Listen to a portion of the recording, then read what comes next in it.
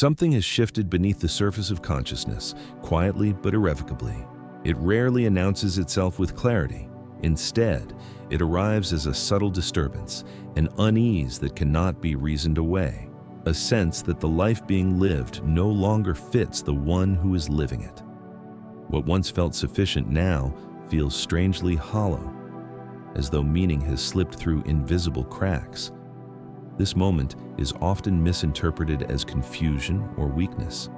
Yet, from a Jungian perspective, it marks the first stirring of individuation, the psyche's call to move beyond adaptation and into authenticity.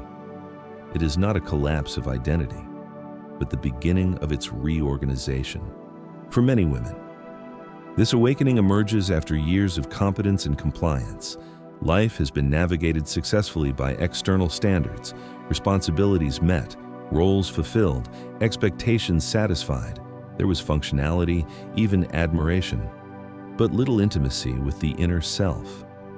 Jung described this socially constructed identity as the persona, the mask worn to belong and survive. Over time, the persona can become so convincing that it eclipses the deeper self entirely. The soul does not rebel immediately. It waits. It endures. And then, often in a quiet moment that appears insignificant from the outside, it asks a question that destabilizes everything. Is this truly mine? Doubt enters not as an enemy, but as a messenger. It does not arise when life is aligned, but when the psyche has outgrown the structures containing it. Doubt signals that unconscious material desires, griefs, intuitions long suppressed has begun to press upward, demanding recognition. Jung understood this moment as the psyche's refusal to remain divided. The inner life seeks coherence, and when it is denied, it generates tension. That tension is often experienced as anxiety, restlessness, or a sense of being out of place in one's own life. Yet this discomfort is not pathological, it is purposeful. There is often a comparison that intensifies the unease. Others appear certain, settled, unwavering in their trajectories. Their confidence can feel alien, even threatening. But certainty is not always consciousness. Many move through life protected by unquestioned beliefs, inherited values, and collective assumptions. They are spared doubt because they have not yet encountered themselves. Awakening removes that protection. It replaces borrowed certainty with inner interrogation. And while this can feel isolating, it is also the first assertion of inner authority. The psyche no longer accepts second-hand answers. At this stage, the fear of losing one's mind is common. Heightened sensitivity emerges. Emotional undercurrents in rooms are felt before words are spoken. Contradictions are noticed where others see harmony. There is an increased awareness of symbolic meaning, though it may not yet be understood as such. Jung would say that the symbolic function of the psyche is activating, allowing experience to be perceived not only literally but psychologically, without guidance. This shift can feel disorienting, yet it is not madness.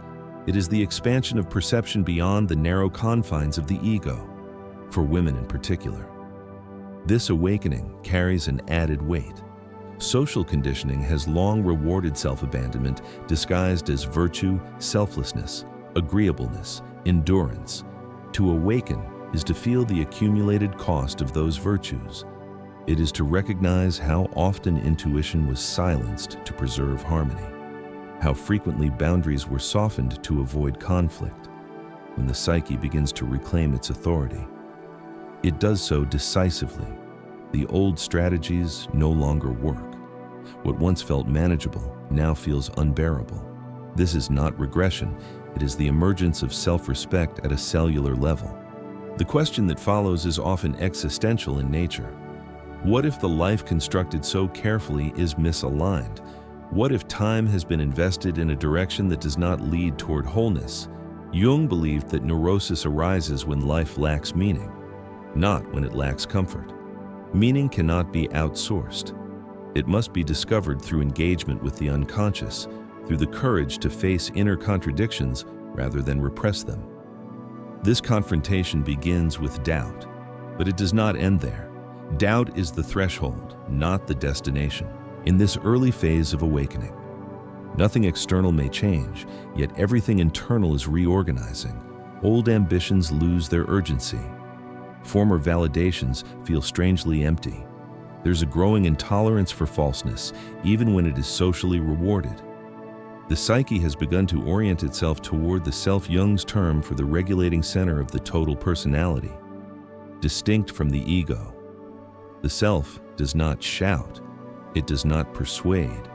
It waits until the individual is ready to listen. This readiness is not a conscious decision. It is earned through exhaustion with pretense and a quiet longing for truth. The awakening does not promise ease. It promises integrity. And integrity, once glimpsed, cannot be unglimpsed. Something has begun, and it will not be undone. What follows this initial awakening is rarely clarity. More often, it is crisis, not the kind that destroys indiscriminately, but the kind that rearranges life from its foundations. Jung understood crisis as a confrontation with the shadow, the disowned aspects of the psyche that have been exiled in order to maintain a coherent, socially acceptable identity. When the persona begins to fracture, the shadow does not emerge gently. It arrives through disruption, the end of a relationship once believed essential, a career that suddenly feels intolerable, a loss that strips away illusion, or a collapse of health that forces stillness. These moments are experienced as unbearable, yet they carry a strange gravity, as though something long overdue has finally been allowed to happen. The crisis feels personal, but it is archetypal. It is the descent phase of individuation, the necessary movement downward into the unconscious, where truth has been waiting. For women, this descent is often accompanied by guilt. There is the sense of having failed to sustain harmony, failed to be grateful, failed to endure. Yet from a Jungian perspective, the breakdown of an inauthentic structure is not failure, it is initiation.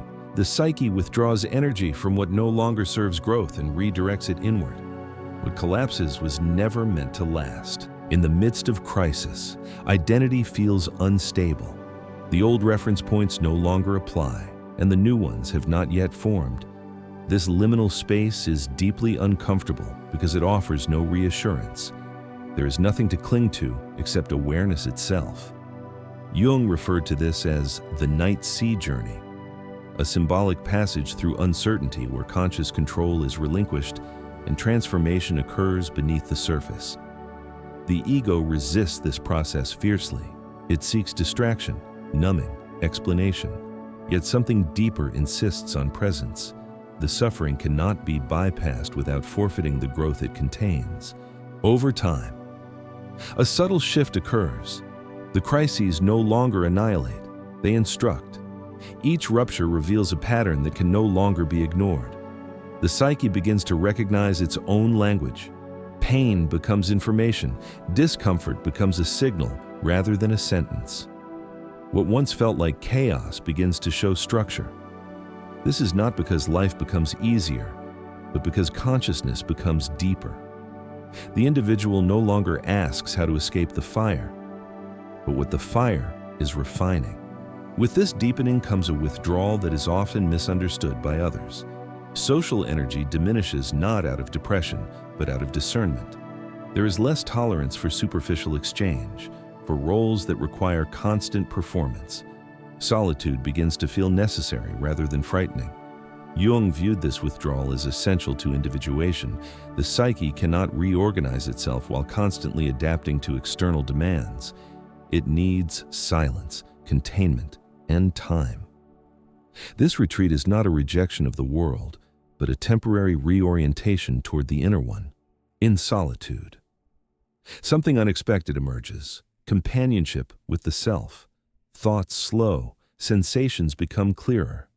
Emotional reactions are no longer immediately acted upon but observed. This reflective capacity marks a maturation of consciousness. The individual begins to differentiate between inherited beliefs and authentic values, between conditioned responses and genuine desires. for women conditioned to define themselves through relational roles. This can feel disloyal at first, yet the more the inner world is tended, the less external validation is required. Self-worth begins to root itself internally. Energy becomes a currency handled with care. Certain environments are recognized as draining, certain conversations as invasive. Boundaries form not as defenses, but as expressions of self-respect. The psyche is learning to protect what is becoming precious. This is not arrogance, it is attunement. Jung emphasized that individuation requires a temporary separation from the collective. One cannot hear the voice of the self while constantly echoing the voices of others. As solitude deepens, silence reveals truths that noise obscured. Emotional patterns become visible. Repressed grief surfaces. Anger, long redirected inward, finds language. The shadow, once feared, becomes a source of vitality. Jung believed that what is denied in the psyche does not disappear. It turns destructive when integrated. However, the shadow restores energy and creativity. The woman who once apologized for her intensity begins to recognize it as strength. The sensitivity once pathologized reveals itself as perception. This inward turn also dissolves a long-standing fear, the fear of being alone. Loneliness is the absence of connection. Solitude is the presence of self. The difference becomes palpable. In this presence, there is no performance, no audience, no expectation. There is simply being. And in that being, a quiet authority begins to form. Decisions are no longer made to preserve approval, but to maintain alignment. Life begins to reorganize itself around truth rather than obligation. What emerges next is subtle yet profound. The need to be understood begins to loosen its grip. As the inner authority strengthens, the compulsion to explain oneself weakens. There's a growing recognition that understanding cannot be forced, and that clarity offered prematurely often invites distortion. The psyche, having turned inward long enough to establish its own center, no longer requires constant reflection from others to confirm its existence. This marks a significant threshold in individuation, the relinquishment of the need for external validation. Jung understood this as the ego's gradual alignment with the self, where action flows from inner necessity rather than social approval. Misunderstanding, once experienced as rejection, begins to feel neutral. There is less urgency to correct assumptions or defend choices. This does not arise from emotional withdrawal, but from discernment. The individual recognizes that others perceive through the lens of their own unconscious material through projection. Jung described projection as the psyche's tendency to externalize what it has not yet integrated. When one is misunderstood, it often reveals more about the observer than the observed. This insight brings relief. The burden of being legible to everyone dissolves. For women, this shift carries particular power.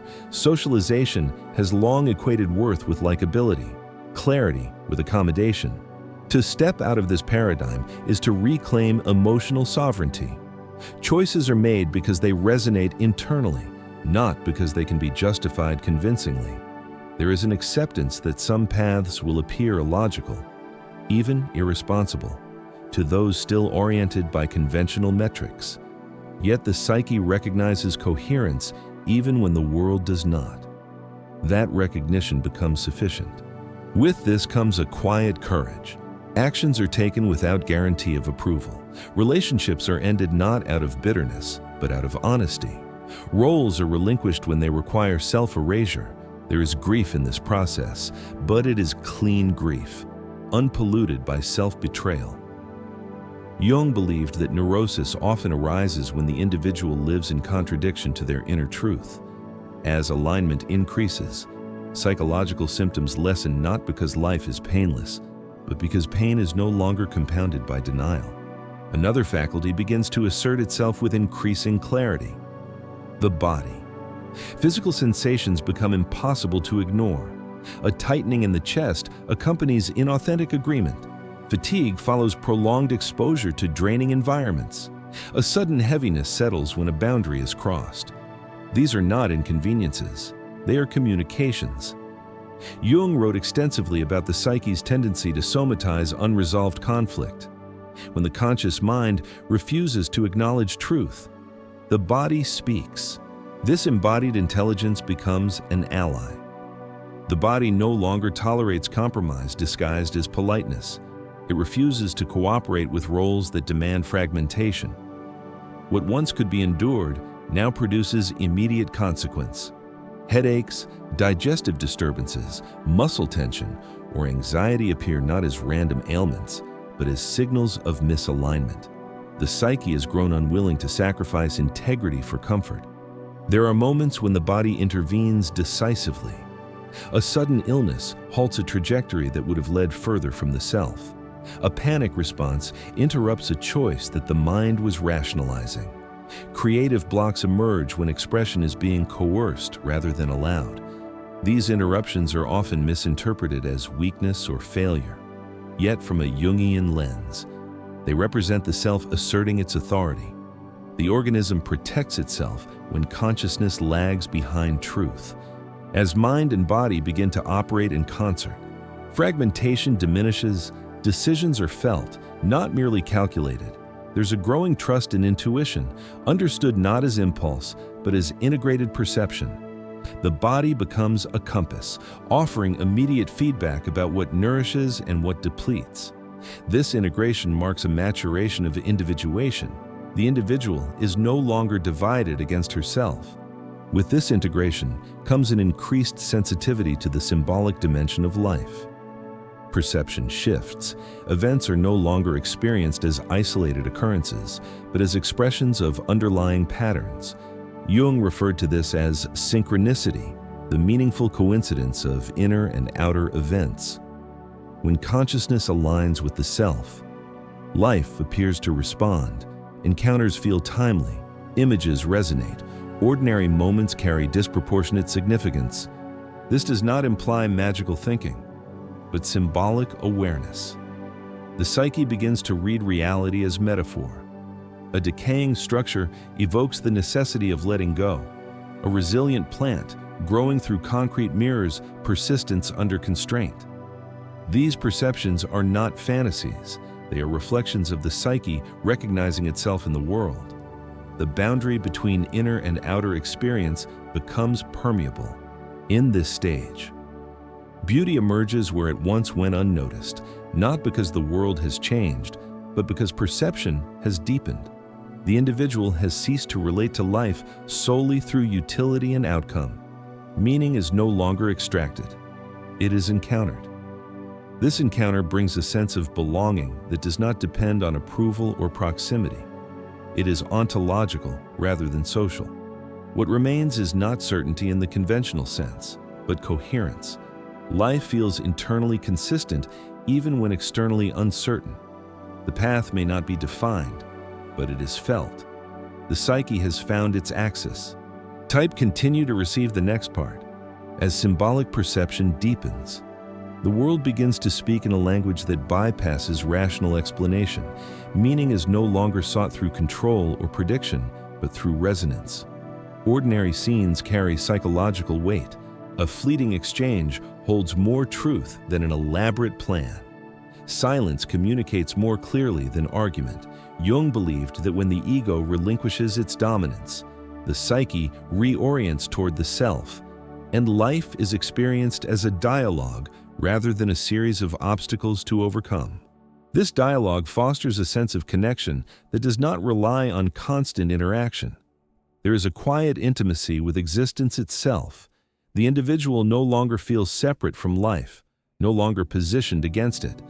Painful experiences are not romanticized, yet they are understood as part of a larger narrative. Suffering acquires context. It is no longer meaningless and therefore no longer purely destructive. The psyche integrates what was once fragmented and in doing so, restores a sense of continuity.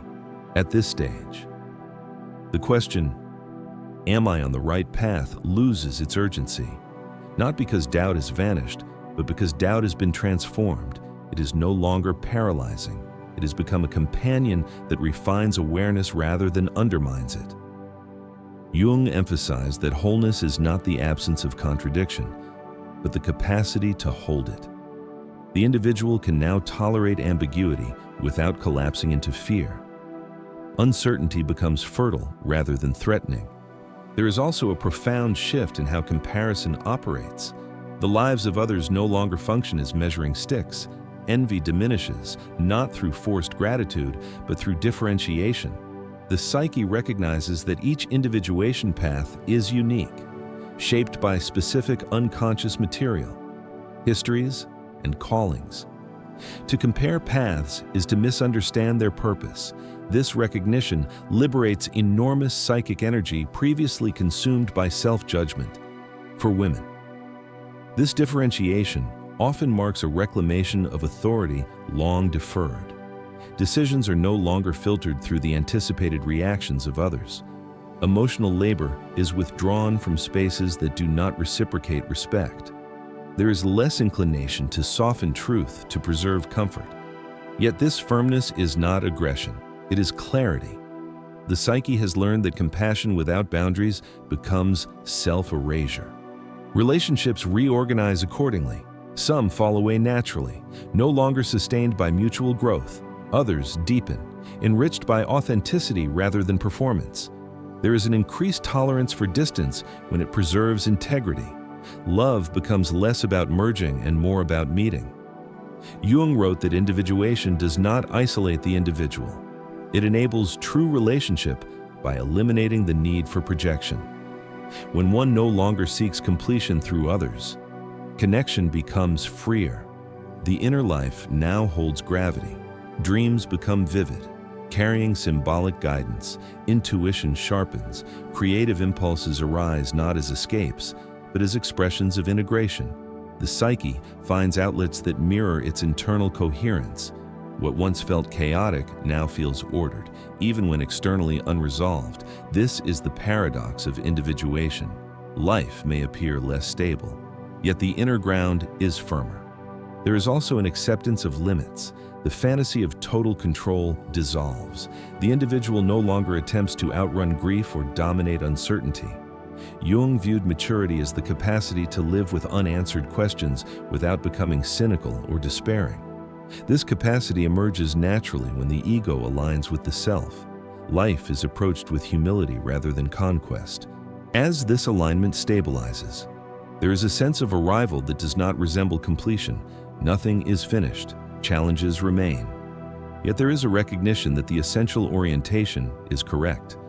The psyche is no longer at war with itself. Even suffering is met with curiosity rather than resistance. The individual has learned to listen. This listening extends inward and outward simultaneously. The boundary between inner truth and outer experience becomes fluid. Action flows from awareness. Rest is taken without guilt. Effort is applied without self-violation. The nervous system responds with relief. There is less urgency, less striving, less noise. What replaces them is not passivity, but presence. In this presence, the individual understands that individuation is not a destination, but a lifelong process. The self is not a static state, but a regulating principle that guides adaptation and growth. To live in alignment with it is to remain responsive rather than rigid. Life continues to unfold, but it does so through participation rather than submission. What remains is the final integration, the understanding that this path, however solitary it may appear, is shared in essence by all who awaken, and that awakening carries both responsibility and freedom. The realization eventually settles with quiet certainty. The journey was never about becoming someone new, but about remembering what had been obscured. Jung described this as the return to the self, the psychic center that existed long before adaptation, before compromise, before the learned strategies of survival took root. To encounter this center is not to escape difficulty, but to stand within it without fragmentation. The individual no longer needs life to be gentle in order to feel whole. Wholeness has become internal. There is a deep peace that accompanies this stage, though it is often mistaken for indifference. In truth, it is presence without entanglement. Emotional depth remains, but it is no longer governed by reactivity. Joy is quieter, grief is cleaner, anger is more precise. The psyche has learned to feel without being consumed. Jung believed that this emotional regulation arises naturally when unconscious material is integrated rather than repressed. What once erupted now flows. This integration reshapes the relationship to time. There is less obsession with arrival points, fewer fantasies of a future that will finally grant permission to be at ease.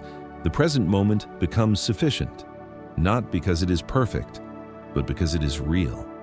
The psyche no longer postpones life in anticipation of resolution. Meaning is experienced now in the act of living consciously. The path reveals itself step by step, and that becomes enough. A subtle gratitude emerges not for circumstances, but for resilience. Past suffering is no longer viewed as wasted or unfair. It is understood as formative. Jung insisted that the gold of the psyche is extracted through pressure, not comfort. Every crisis endured, every period of solitude survived, every misunderstanding tolerated contributed to differentiation. The individual is not hardened by these experiences, but clarified. There is also a reconciliation with the shadow that once inspired fear. Traits previously judged unacceptable: assertiveness, intensity, ambition. Sensitivity are reclaimed as sources of strength. The psyche becomes more whole by becoming more honest, for women in particular. This reclamation dismantles internalized narratives of self-sacrifice. Strength and softness are no longer opposites. They coexist without contradiction. In this wholeness, the need to explain one's life diminishes entirely. There is no impulse to justify choices or defend boundaries. The individual has learned that truth does not require consensus, it requires integrity. Jung referred to this as living in accordance with one's daemon, the inner guiding principle that demands fidelity to one's nature above all else. To betray it is to invite neurosis. To honor it is to live with quiet power. This power does not seek recognition. It does not dominate or persuade. It simply orients. Decisions are made with clarity, even when they lead into uncertainty. Losses are mourned without self-pity. Gains are enjoyed without attachment. The psyche has found its center of gravity. External chaos no longer destabilizes internal coherence. Connection with others becomes more authentic as projection diminishes. Relationships are entered freely, not to complete or rescue, but to share. Love is no longer transactional, it is spacious. Jung believed that only individuated individuals can truly love, because they do not demand that others carry their unlived lives. This maturity allows intimacy without fusion and autonomy without isolation. The world itself feels different now, not idealized but alive. Beauty is recognized in imperfection, meaning in decay, wisdom in cycles. The psyche perceives life symbolically, not sentimentally. Every ending holds the seed of beginning. Every fracture reveals structure. This perception does not remove pain, but it contextualizes it within a larger pattern of becoming. At this point, the original question whether one is on the right path no longer arises. The answer is felt somatically, emotionally, intuitively. The body is calmer, the mind is clearer, the heart is steadier. This is not the certainty of ideology, but the certainty of alignment. The psyche rests in itself. The lesson is simple, though not easy. The path reveals itself when self-betrayal ends. Individuation requires courage, solitude, and patience. It demands the willingness to be misunderstood, to listen to the body, to integrate the shadow, and to live without guarantees. But what it offers in return is irreplaceable. A life that is internally coherent, emotionally sovereign, and symbolically rich. If these reflections resonate, if fragments of this journey feel familiar, engagement is invited. Share which moments echoed most deeply. Like the video if it offered clarity. Subscribe to continue exploring the terrain beneath appearances, where Jung's insights meet lived experience, and where the journey toward wholeness unfolds without hurry or fear.